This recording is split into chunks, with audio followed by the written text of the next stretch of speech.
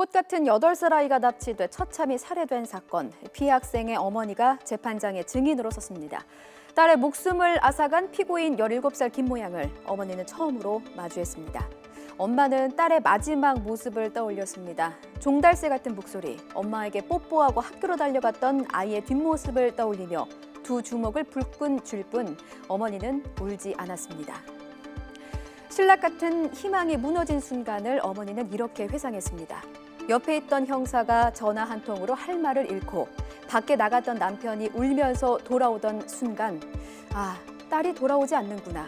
그때 처음으로 알았다고 합니다. 마지막 길이라도 지켜주고 싶었던 어머니는 억장이 무너질 수밖에 없었습니다. 얼굴은 괜찮다는 말에 아이를 보러 갔지만 눈도 채 감지 못한 아이의 얼굴은 검붉은 색으로 변해 있었다. 예쁜 옷도 준비했지만 잘라서 입힐 수밖에 없었다는 증언도 이어갔습니다. 부모는 자식을 가슴에 묻는다는데 그럴 수가 없어 언제나 같이 있고 싶어 수목장을 했다. 어머니의 증언에 방청석은 눈물바다가 됐고 피고인 김양도 흐느끼고 오열하기까지 했습니다.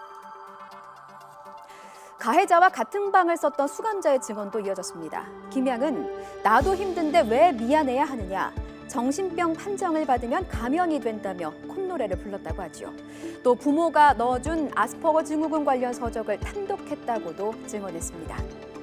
김양의 심리를 분석한 대검 수사자문위원은 벚꽃이 한창인데 볼 수 없어서 슬프다고 했던 김양의 말을 언급하면서 사이코패스일 가능성이 있다고 증언하기도 했는데요. 피해 아동 어머니와 눈도 마주치지 못했던 김양은 어머니가 증언을 마치고 퇴장하자 돌연 태도를 바꿨습니다. 한순간에 울음을 멈추고 안경을 고쳤었다고 합니다. 다른 이들의 증언이 이어지자 그런 적 없다 소리를 지르다 제지를 당했고 정신감정을 다시 받고 싶다고 주장하기도 했습니다. 증인석에 선 이유가 무엇이냐 검사가 묻자 어머니는 김양의 얼굴을 똑바로 보며 말했습니다. 우리 막내가 얼마나 보물 같은 아이였는지 피고인이 알아야 합니다. 무슨 잘못을 한 건지 제대로 알고 타당한 벌을 받았으면 해서 나왔습니다. 집에 가면 환히 웃던 보물 같은 아이가 지금은 없다. 그렇게 가서는 안 되는 아이였다. 어머니는 믿을 수 없는 현실을 읊조렸습니다. 증언할 때마다 두 주먹을 불끈 쥘 뿐 울지 않았던 어머니.